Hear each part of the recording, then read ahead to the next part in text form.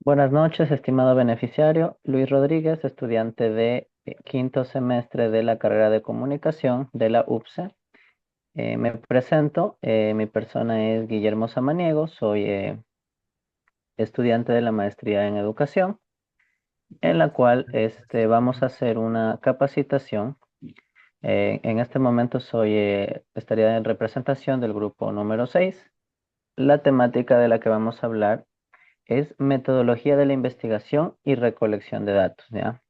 Cabe resaltar que previo a esta capacitación se realizó una encuesta de diagnóstico en la cual se determinó que este sería un tema necesario reforzar, ¿ya? Bienvenido, Luis.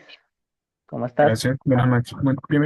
Muchas gracias, muy bien. Eh, Bastante intrigado por lo que vamos a hablar en el día de hoy con respecto al tema de metodología de la investigación, a lo que también llegué a ver en la universidad en los semestres anteriores.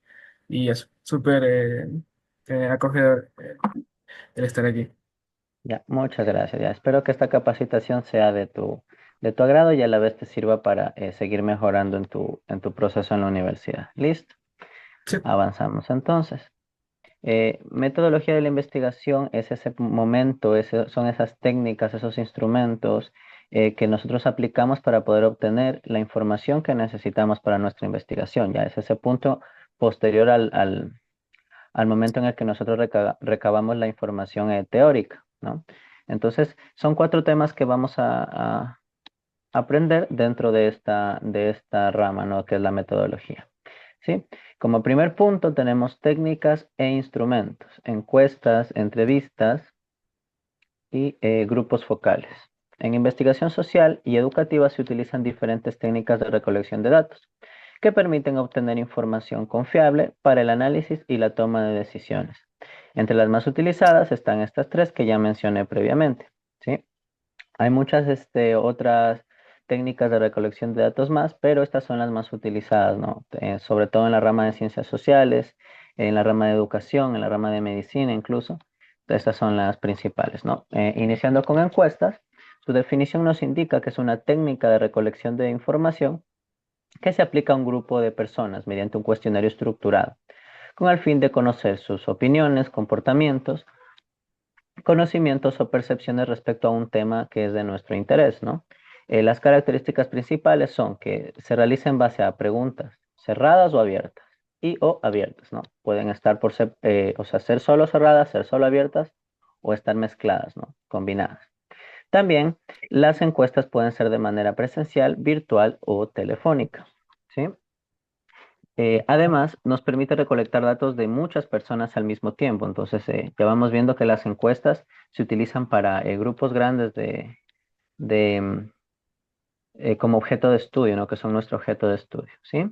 Las ventajas de utilizar esta técnica es que son de rápida aplicación, tiene un costo muy bajo, incluso se podría decir casi nulo, y un fácil análisis estadístico. Nos permite poder graficar la información de una manera mucho más rápida. Tipos de encuesta tenemos entonces.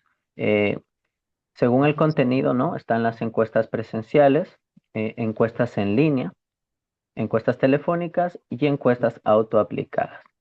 ¿Ya? ¿Qué tipos de preguntas? Nuevamente, se mencionan las cerradas, ¿no? Que son respuestas, por ejemplo, de sí y no, de opción múltiple y de la escala de Likert.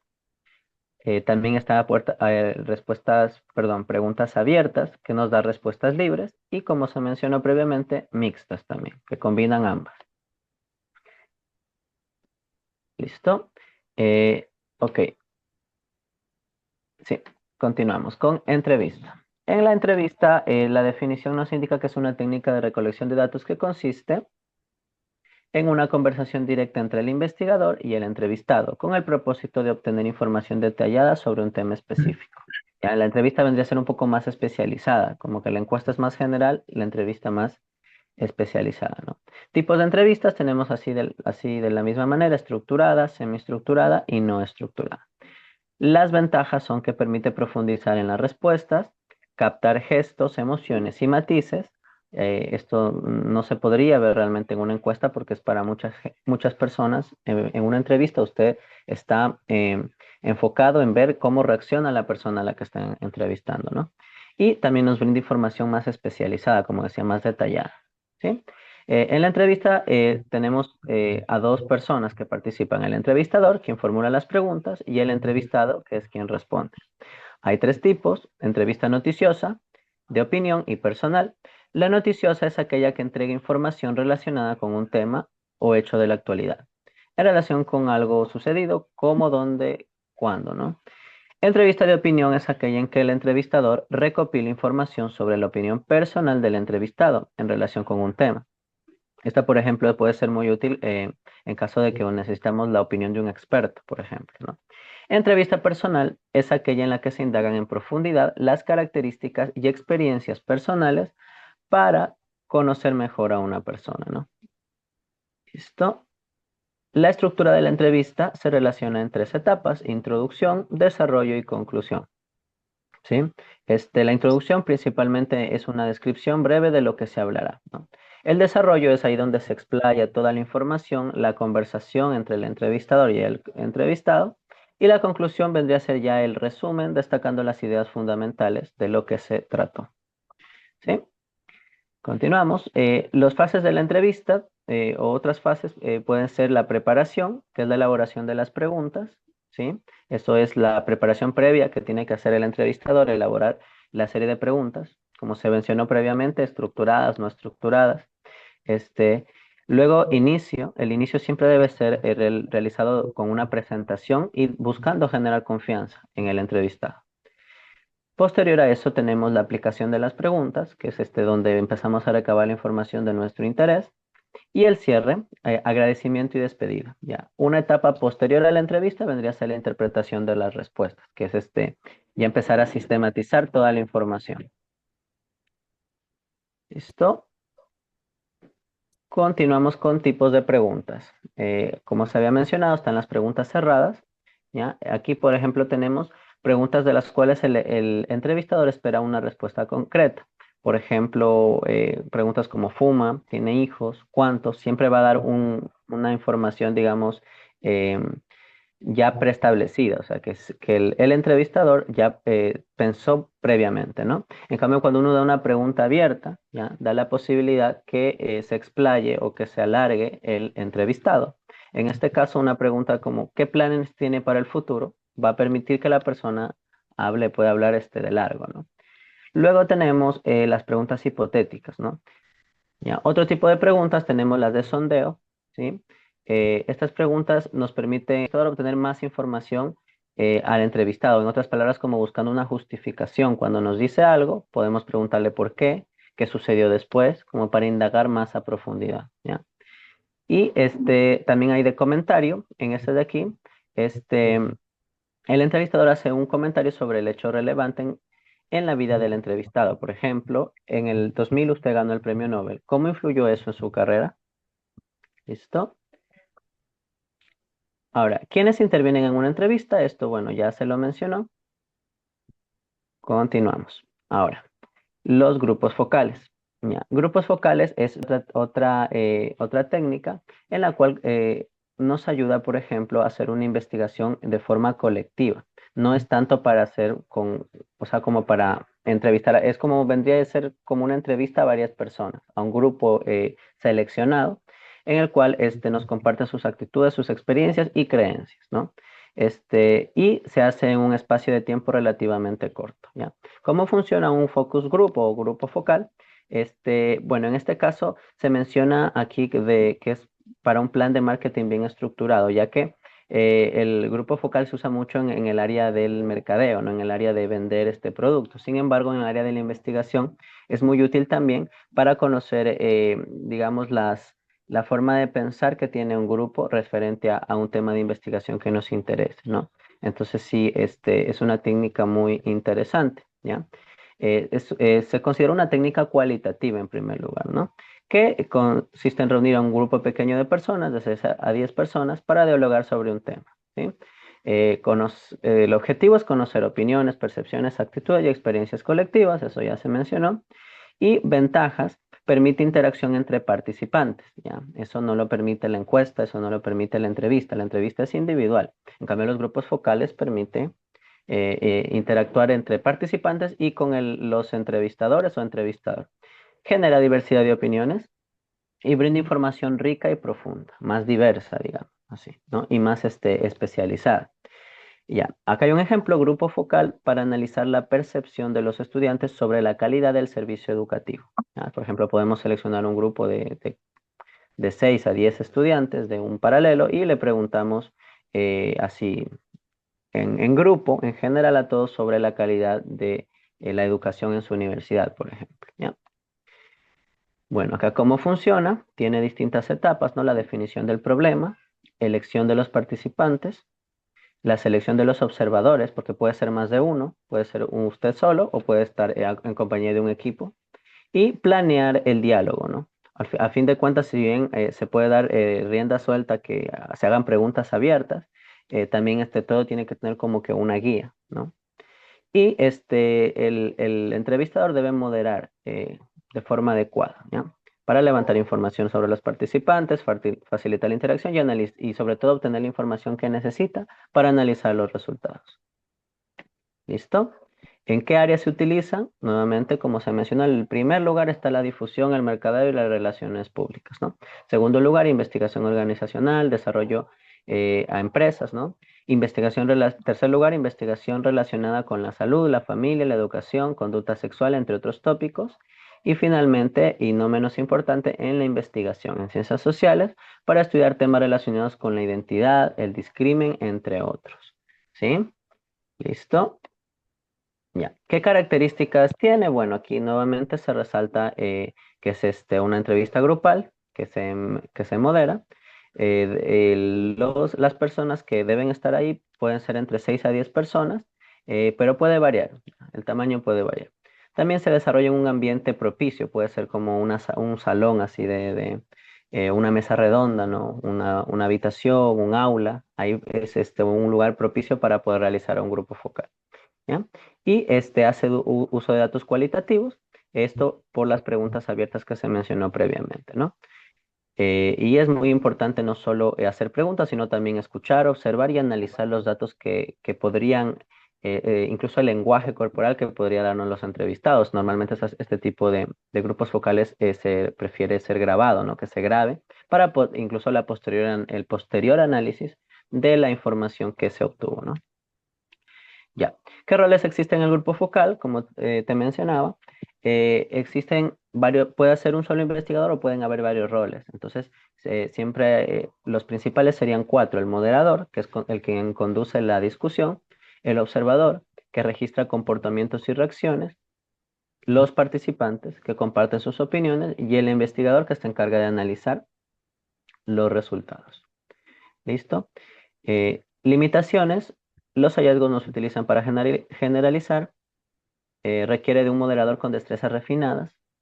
Adicional, los grupos pueden ser difíciles de organizar, ¿ya? Porque hay que juntar siempre varias personas, implica ver que tengan horarios disponibles y todo eso, ¿no? El investigador tiene un control menor durante las entrevistas.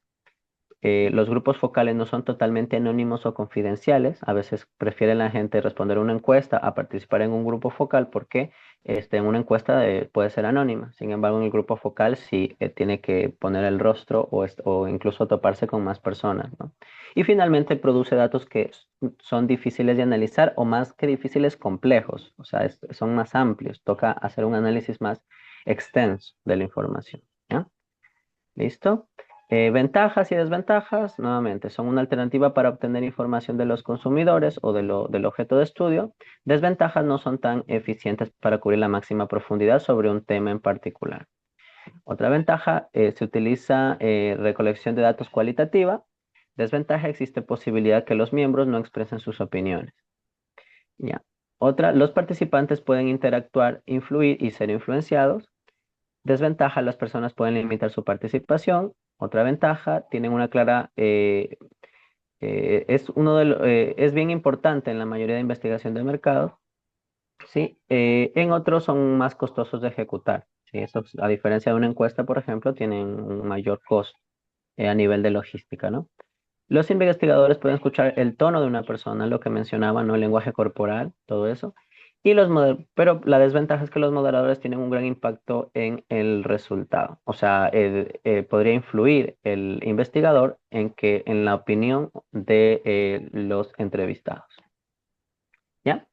Bueno, aquí tenemos una tabla de comparación de técnicas. La encuesta, por ejemplo, tiene un alto alcance, entonces puedes encuestar a muchísimas personas. La profundidad es, en cambio, en este caso, lamentablemente es un poco baja y media, o sea, no es tan profunda la información que podemos obtener, ¿no? Y no existe interacción directa entre el entrevistador, entrevistados y mutuamente entre todos los que están participando. Por otro lado, la entrevista, si bien tiene un alcance un poco más bajo o medio, la profundidad es mucho más alta. Por ejemplo, entrevistar a un experto en un tema, ¿no? Y la interacción obviamente sí existe porque es directa. El grupo focal tiene un alcance medio también, no es tan amplio, no puedes hacer grupos focales de 200 personas. Profundidad alta, ¿sí? No sé, nos dan información muy detallada, muy específica. Y la interacción sí existe, pero este es en grupo, como mencionaba, entre todos los que están participando y encuestando, ¿sí?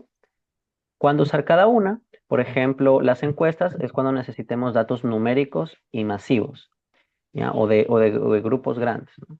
Las entrevistas cuando se desee profundizar en experiencias individuales, por lo que mencionaba, un experto, un profesional, alguien, un conocedor de un tema.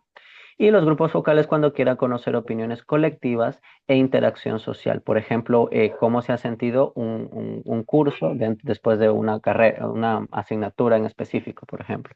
Ya, eso podría ser. ¿Ya? La importancia, estas son herramientas fundamentales en el ámbito educativo, social y de salud. ¿Ya? Y nos permiten tomar decisiones informadas y generar cambios positivos. ¿Listo? Eso con respecto al primer tema. Hasta ahí, ¿tal vez tienes alguna duda? Mm, podría sí tener algo en mente sobre los tres tipos de metodologías que abarcó en este primer cuadro. Am, una pregunta un poco en cuestión en el ámbito educativo o académico. Yo en lo personal en la universidad ocupo más el tema de lo que son las encuestas. Vemos los parámetros que tiene, que son el alcance que es alto, el alcance que tiene una encuesta, ya que como le dice, se ocupa más para términos o resultados cualitativos. Pero usted como tal, ¿cuál cree que es más eficiente en términos académicos, pero en general? ¿Encuesta, entrevista o en este caso un grupo focal? ¿Cuál sería el más efectivo directamente o independientemente de en qué ámbito se usa también? Ya. Bueno, en general, si tu investigación es una investigación en breve, en la cual no tienes mucho tiempo para realizarla, siempre sugiere hacer una encuesta, ¿ya? Una encuesta tipo Likert, que eso también ya vamos a conversar. Sin embargo, a fin de cuentas, como investigador, uno tiene que tener la suficiente percepción, no sé, de darse cuenta de qué necesita tu tema de investigación, ¿ya? Entonces, a veces podrá ser un poco más complejo hacer entrevista, un poco más complejo o incluso un poco costoso, tal vez, realizar los grupos focales, ¿no? Sin embargo, al fin de cuentas, el resultado va a valer la pena para que tu tema de investigación obtenga lo que necesitas, ¿no? Todo depende, ¿no? Depende de lo que quieres investigar y a qué profundidad quieres hacerlo, ¿ya? Todo depende de la profundidad con la que quieres llegar a investigar y eso al final depende de ti, de hasta dónde quieres llegar, ¿ya? ¿Hasta ahí te respondí tu duda? Sí, quiero Ya, decir. perfecto. Seguimos. Diseño de instrumentos. Ahora sí, luego de ver qué son, vamos a ver cómo se realiza, ¿no? Ya. En el diseño de instrumentos tenemos la definición. Los instrumentos de investigación son herramientas específicas para recopilar datos como cuestionarios o entrevistas que miden variables objetivas o subjetivas. ¿Ya? Listo, déjame ver. Ahí. Definición de variables y sus indicadores. Antes de crear cualquier pregunta, se debe, primero, identificar las variables. Por ejemplo, toda investigación tiene una variable. Satisfacción, rendimiento académico, hábitos de salud, ¿no? Entonces puede ser que estamos identificando cuál es el impacto de la inteligencia artificial en el rendimiento académico. Nuestras variables serían el impacto, ¿no? de la inteligencia artificial por un lado y en el otro el rendimiento académico, ¿ya? Los indicadores que representan cada variable. Cada una de estas variables o de estos conceptos, ¿no? vendrían a tener también indicadores que nos van a ayudar a medir por ejemplo, en el caso del rendimiento académico, el nivel del rendimiento académico, no sé, la concentración del estudiante, es como que vendrían a ser como subtemas dentro de cada una de estas variables, ¿no? Y en base a esos subtemas se elaboran las preguntas. Ya todo parte siempre del tema. Si tú estás evaluando o si estás, ¿cómo se dice?, analizando el impacto de la inteligencia artificial en los estudiantes de educación superior de tu curso de la universidad, este, entonces todo debe ir desglosándose, ¿no? El impacto de la inteligencia artificial por un lado y en el otro el rendimiento académico. Tienes subtemas y esos subtemas se desglosan en preguntas, ¿no? Que van a responder posteriormente tus encuestados y eso va a ir resolviendo tu duda, ¿no? O sea, lo que tú quieres investigar. Entonces, tenemos aquí, ejemplo, variable, satisfacción del paciente. ¿Ya? Indicador, el tiempo de espera, ¿no? O sea, sabemos que dentro de lo que es tiempo de espera, o sea, dentro de satisfacción del paciente, el tiempo de espera es algo importante, ¿no? Entonces, una pregunta que nos ayuda a responder este indicador sería, ¿el tiempo de espera fue adecuado? Entonces, el encuestado puede responder de acuerdo, en desacuerdo, totalmente de acuerdo. Eso vendría a ser una escala tipo Likert, ¿no? ¿Ya? ¿Qué tipos de instrumento existen? Tenemos los instrumentos cuantitativos, donde están las preguntas cerradas, escalas, opciones fijas. Cualitativo tenemos preguntas abiertas y guía de conversación, ¿ya? Seguimos. La redacción de preguntas. Reglas importantes. Lenguaje claro sin tecnicismos, ¿ya? Siempre hay que hacer las encuestas pensando en hacia quién van dirigidas, ¿ya? Entonces, no ser demasiado técnicos con las palabras porque podemos confundir a la persona que a lo mejor no es tan conocedora del tema como lo sería el investigador, ¿ya? Por otro lado, no usar preguntas dobles. A veces tendemos a decir, ¿estás satisfecho con la atención y con el precio? No, eso deberían ser dos preguntas separadas por un lado la atención y por el otro el precio, ¿no? Evitar sesgos.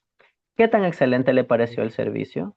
¿No? Entonces así podemos, o sea, tratar de ser lo más específicos, no dejar a la interpretación mucho las preguntas, ¿no? Y preguntas neutrales y breves y definir un orden lógico, ¿sí? O sea, que esté ordenada la encuesta, ¿no? La estructura de un instrumento debe incluir encabezado, por ejemplo. Siempre se menciona poner el título, no sé, encuesta sobre el rendimiento académico. ¿Ya? Propósito, el propósito es averiguar cómo la IA impacta en el rendimiento académico de los estudiantes de tal curso, ¿no? Instrucciones para el participante siempre se recomienda, ¿no? Incluso agradecer, ¿no? Por participar en la encuesta y que no le llevará más de 10, 15 minutos, ¿no? La encuesta como para dándole incentivando al encuestado a que lo haga de la mejor manera, ¿no? Luego tenemos datos generales, opcional, ¿no? Dependiendo si lo requiere tu estudio, sería la edad, sexo, nivel educativo. Cuerpo del instrumento, ahí van todas las preguntas ordenadas por secciones según las variables, según los indicadores o los subtemas que te mencionaba. Y finalmente el cierre. El cierre, dependiendo de dónde lo realices, por ejemplo, si haces en Google Forms la encuesta, ese cierre ya va al principio como agradecimiento, ¿no? Te agradezco por participar en esta encuesta, ¿no? Pero si lo haces, la entrevista la haces en físico o en persona, ahí sí eso va al final, ¿no? También hay espacio para comentarios en caso de que aplique. Tipos de preguntas, tenemos preguntas cerradas, opción múltiple, verdadero y falso, elección única, matrices, escala tipo Likert, escala de frecuencia, nunca, a veces, siempre, ¿no? Las ventajas son que son fáciles de analizar y las desventajas que pueden limitar la profundidad de la respuesta, ¿ya? Preguntas abiertas, estas son las que puede responder libremente, ¿no? La persona puede responder, explayarse, decir todo lo que opina y piensa sobre el tema, ¿no? Y que generan datos cualitativos más profundos, ¿ya? Esto es como más específico, es algo que lo que piensa una persona en específico que obviamente luego lo podemos comparar con las respuestas de otros entrevistados o otros encuestados en este caso. Las ventajas de preguntas abiertas, mayor riqueza en la información, mayores matices, mayor información en general, ¿no? Desventajas que obviamente con tanta información toma más tiempo analizarla, ¿ya? Ya tenemos, por otro lado, la validez y confiabilidad. ¿Ya? ¿Cómo identificamos la validez de un instrumento de recolección de datos? ¿No? En este caso, tenemos el análisis de contenido, en el cual expertos revisan si las preguntas son adecuadas. ¿Ya? Esto normalmente se hace cuando uno va a realizar un artículo científico o una publicación ya más, podríamos mencionarlo más profesional, ¿no? Cuando uno hace una monografía o un trabajo así, una tesis de pregrado, normalmente no te piden hacer que tu encuesta la hagas analizar por un experto, pero ya cuando estás en maestría o haciendo un artículo científico que se va a publicar, si tú creas una encuesta tuya propia, ¿ya? Desde cero, tienes que pasarla por un análisis de expertos, ¿no? Este se llama el análisis doble par ciego, algo así era, si mal no recuerdo, ¿no?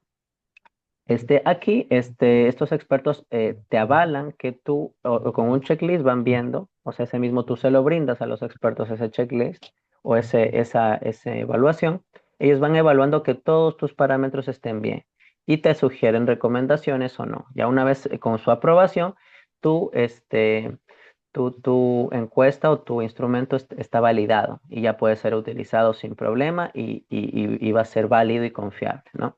Por otro lado, tenemos, se habla de comparación con un instrumento ya validado, ¿ya? Esto ayuda sobre todo cuando utilizas una encuesta que ya ha sido, digamos que ya se aplicó en otro ámbito, ya se validó por expertos, entonces tú solo la replicas. Y de constructo se verifica que la estructura teórica tenga coherencia. Ya. En la confiabilidad, normalmente esto se va a realizar, como una fórmula, vendríamos a decirlo, ¿cómo se dice? Un método, ¿no? Que nos sirve para poder ver el nivel de confiabilidad que tiene tu instrumento, en este caso tu encuesta, puede ser, ¿no? Hay varios métodos, ¿no? El más conocido es el alfa de Cronbach, ¿sí? Sin embargo, también se hace mención a test, retest y a mitades partidas, ¿ya?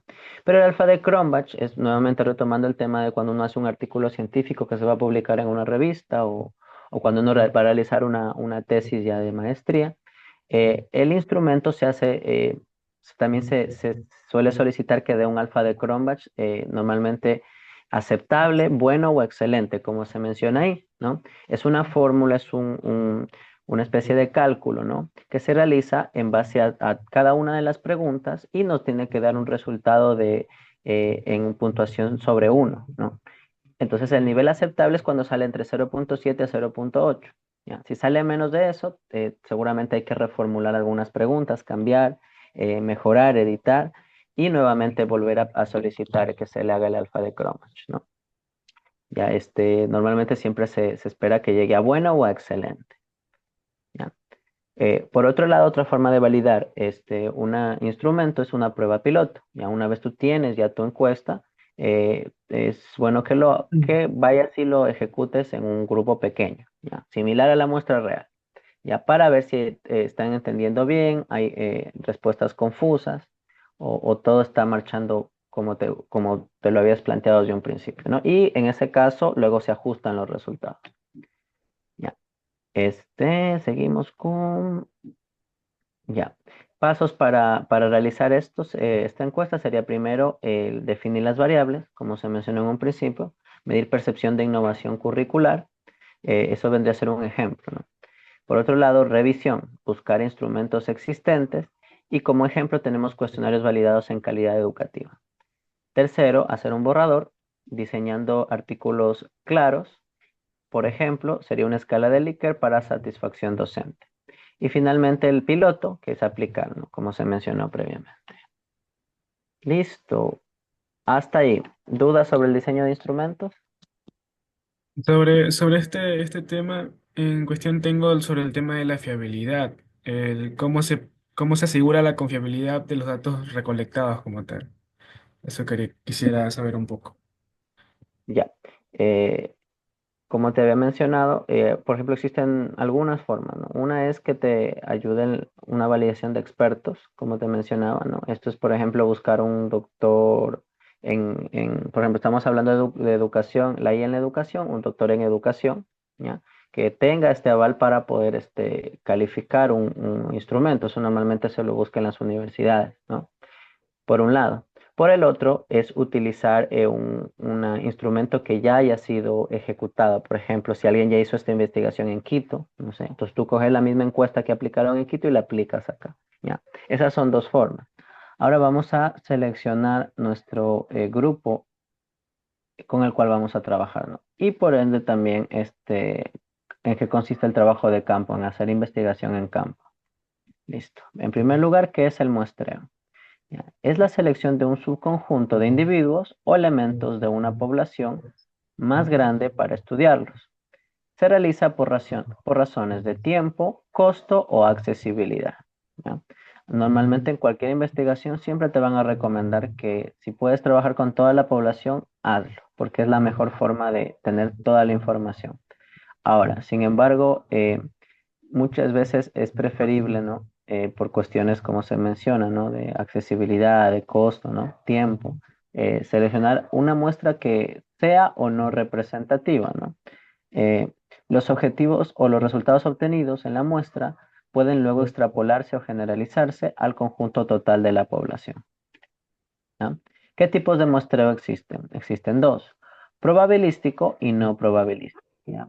Son dos ramas diferentes. El probabilístico nos habla de que cualquier miembro de nuestra población tiene la misma probabilidad de ser seleccionado. ¿Ya? Eso se llama probabilidad conocida y diferente de cero, ¿no? Eh, y no probabilístico, por otro lado, la selección no depende de un azar, como si sucede en lo probabilístico, sino de criterios del investigador. ¿Sí? O sea, un poquito vendría a ser más a conveniencia de lo que el investigador requiera. ¿Sí? Tipos de muestreo, o sea, ejemplos de probabilístico y no probabilístico. En probabilístico tenemos el muestreo aleatorio simple, el muestreo sistemático, el muestreo por conglomerados y el muestreo estratificado. Por otro lado, en el muestreo no probabilístico tenemos el muestreo de bola de nieve, el muestreo por cuotas y el muestreo intencional o por conveniencia. ¿Ya? Voy a decir muy brevemente qué consiste cada uno. El muestreo probabilístico, el aleatorio simple, consiste en hacer como un sorteo, una lotería prácticamente, de que al azar se seleccione de un grupo el número que salga, ¿no? Obviamente acorde a una cantidad de muestra que necesitemos, ¿no? Por otro lado, en el sistemático se aplica una fórmula, ¿sí? Una fórmula ya establecida, el número K, me parece que se llamaba esa fórmula, ¿ya? Por otro lado, tenemos el muestreo por conglomerados, que aquí en cambio ya empezamos a hacer grupos, ¿no? Grupos dentro de esta población. Y el estratificado, que también es hacer grupos, pero ya por cierto nivel de conveniencia o más que de conveniencia, de grupos por características demográficas, ¿no? Edad, no sé, sexo, eh, distintas categorías. ¿No? Por otro lado, en el muestreo no probabilístico tenemos el muestreo de bola de nieve. Este consiste en referidos, ¿no? Digamos, por ejemplo, si yo le hago una entrevista, una encuesta a una persona, le pido que si conoce a otra persona con las mismas características que él, me la recomiende para poder participar en la encuesta, entrevista o grupo focal, ¿ya? Por otro lado, también tenemos muestreo por cuotas. Esto es tan sencillo como decir, ok, yo quiero que en mi investigación tener un 20% de personas con discapacidad encuestadas, un 20% de personas indígenas, un 20% de mujeres, así, un 20% de varones, ¿no? Entonces, tratamos de cubrir una cuota de nuestro interés como investigadores, ¿no? Que necesitamos que participen por razones que a nuestro criterio son necesarias, no sé, por inclusión, porque siempre han sido excluidos, yo qué sé, ¿no? Y finalmente, el muestreo intencional o por conveniencia, este se realiza ya, es como vendría a ser al puro criterio del investigador, o sea, selecciona a las personas que más le convienen por distintos motivos, por cercanía, porque son más fáciles de acceder, no sé, por cualquier razón que le permita entre el investigador seleccionarlos arbitrariamente, como él decida, ¿no? Listo. ¿Cuál es la importancia de este muestreo? Es fundamental para la validez de los resultados de una investigación. ya que una muestra bien seleccionada permite hacer inferencias precisas sobre la población. O sea, poder entender cómo se comporta la población completa solo analizando una pequeña muestra. Bueno, no tan pequeña, pero sí es una muestra que puede llegar a ser o no representativa, ¿no? Es ampliamente utilizado en estudios cuantitativos y cualitativos en áreas como epidemiología, ciencias sociales, educación y salud. ¿Qué es el trabajo de campo en investigación? El trabajo de campo es un método de observación. Ya bueno, aquí estamos pasando ya a otro tema, ya, al tema del trabajo de campo, o sea, cuando ya nos lanzamos a hacer la investigación en territorio, por decirlo así, ¿no? El trabajo de campo, ahí sí, es un método de observación y recolección de datos sobre personas, culturas y entornos naturales. Se utiliza en mayor medida en el área de las ciencias sociales como la antropología y las profesiones sanitarias. No se realiza en entornos semicontrolados como laboratorios o aulas, ¿ya? O sea, es la realidad tal cual, ir a campo a analizar o a investigar. ¿Ya? No, esto no se puede controlar al 100%. ¿Cuál es la importancia de hacer trabajo de campo? Es conectar la teoría con la práctica. Aporta perspectivas locales y contextuales. Permite cuestionar a los supuestos teóricos. Una cosa es la teoría, lo que está en el papel, y otra lo que sucede en la vida cotidiana, ¿no? La, y además visibiliza la dimensión humana, cultural y social de los fenómenos estudiados. Al final, una vez en territorio, todo depende de lo social, de cómo es la cultura, de cómo es la forma de relacionarse de las personas ya en el día a día. ¿Ya? ¿Qué tipos de trabajo de campo existen? Algunos. Entre ellos tenemos observación cualitativa, ¿ya? Que requiere la mínima intervención del investigador, la observación participante, en donde hay una participación activa en la cultura estudiada, la observación no participante, en la cual el observador tiene una interacción limitada dentro del ambiente, ¿no? El estudio etnográfico, que es un análisis profundo de prácticas y significados culturales, y esto incluso a veces requiere también de más tiempo. Métodos comparativos, ¿no? Que es la comparación sistemática entre contextos o culturas. Las encuestas, que ya la conocemos, recolección de datos mediante cuestionarios estructurados. Estudio de casos, que es un análisis profundo de individuos o grupos específicos. Pasos para hacer un trabajo de campo, ¿no? Identificar el objeto de estudio, escoger un contexto, ¿no? Tres, identificar qué se quiere saber sobre el fenómeno. Cuatro, realizar una revisión bibliográfica sobre ese tema. Cinco, establecer la metodología de trabajo. Seis, confección o planificación y realización del trabajo de campo. Siete, análisis de la información recolectada. Ocho, redacción detallada de los sucesos observados. Nueve, exposición de los resultados obtenidos. Y 10, conclusiones de la investigación y futuras líneas de acción, ¿no? O sea, todo tiene un orden para poder realizar el trabajo de campo. ¿Ya? ¿Cuáles son las ventajas? Permite formular nuevas teorías e hipótesis. Tiene contacto directo con el fenómeno a investigar.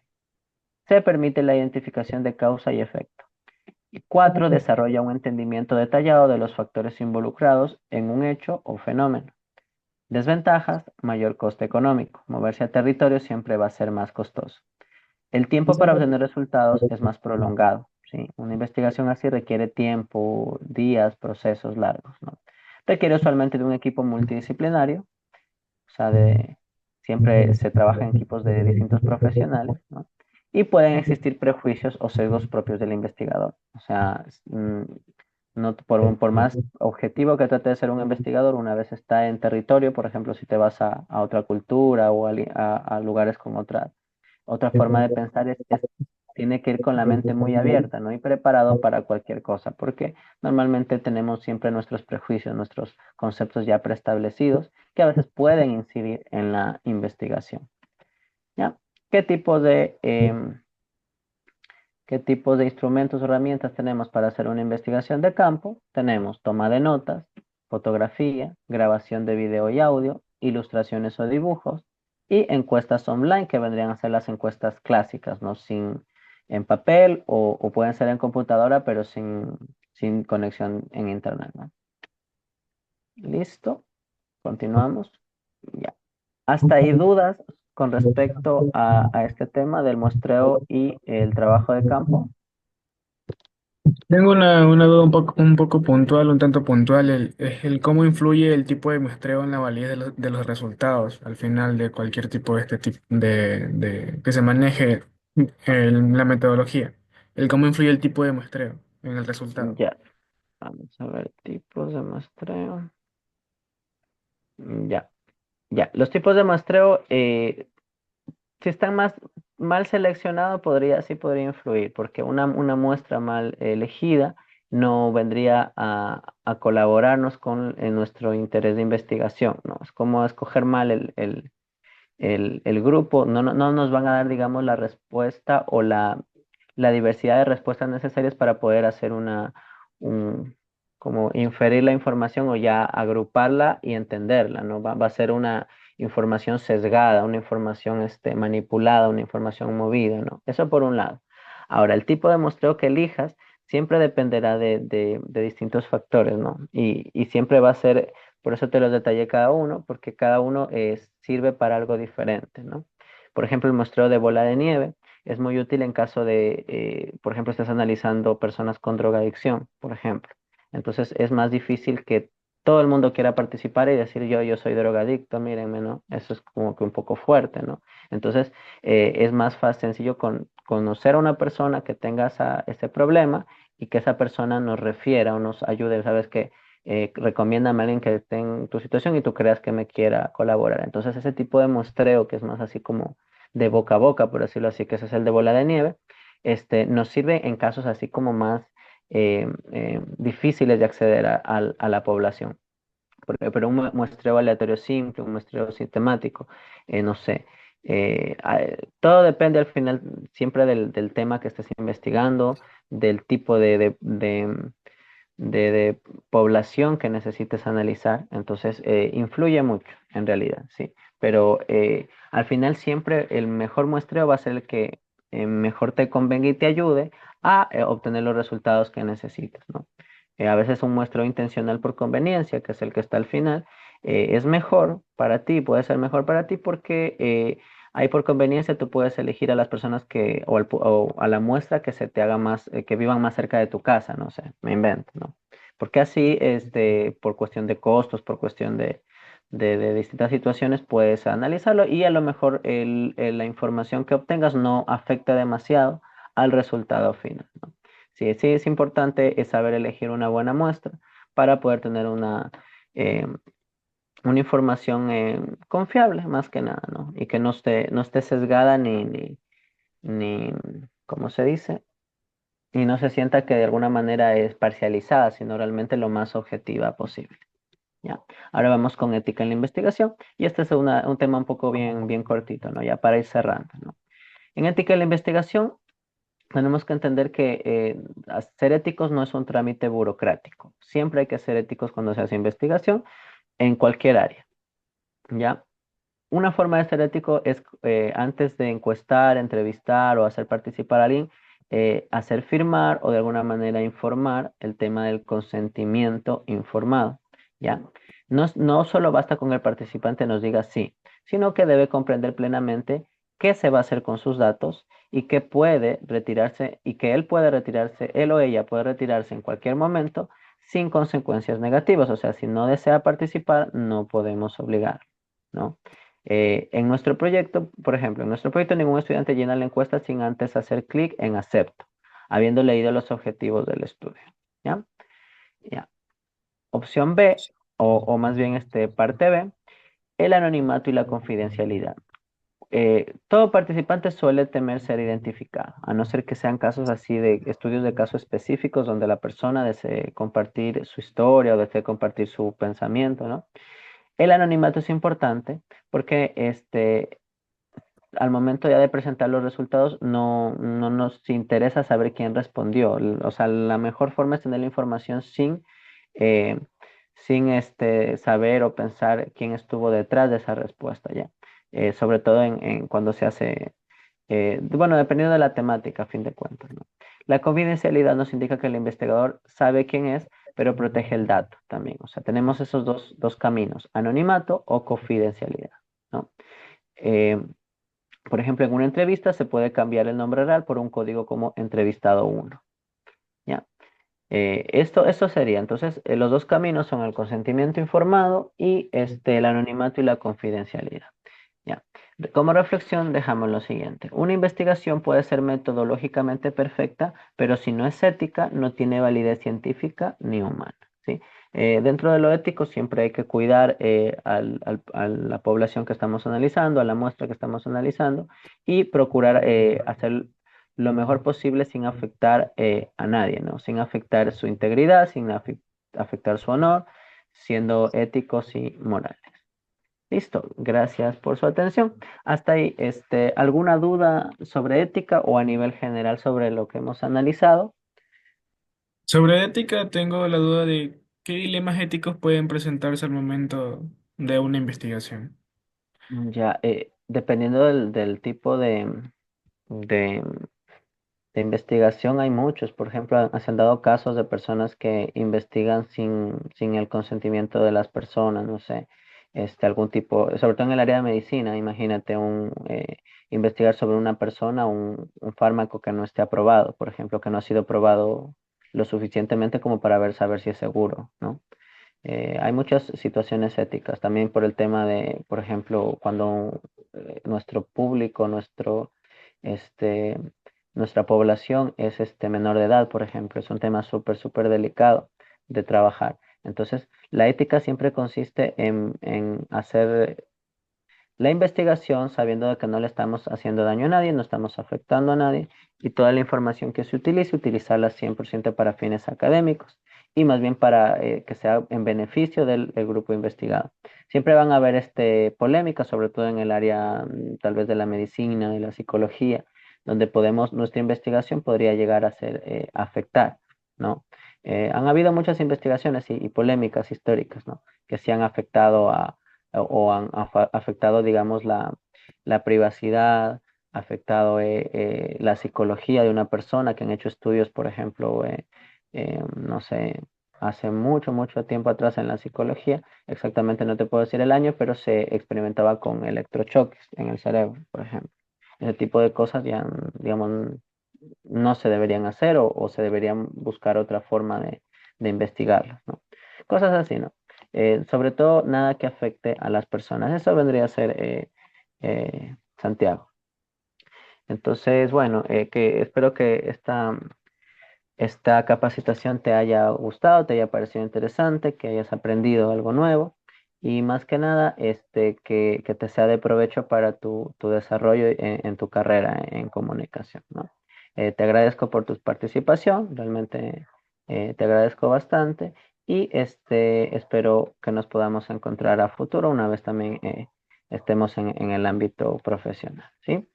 Vamos a finalizar ahí. Te voy a enviar la encuesta de satisfacción también para que nos des tu opinión sobre esta capacitación. ¿Listo? Muchísimas ¿Listo? gracias.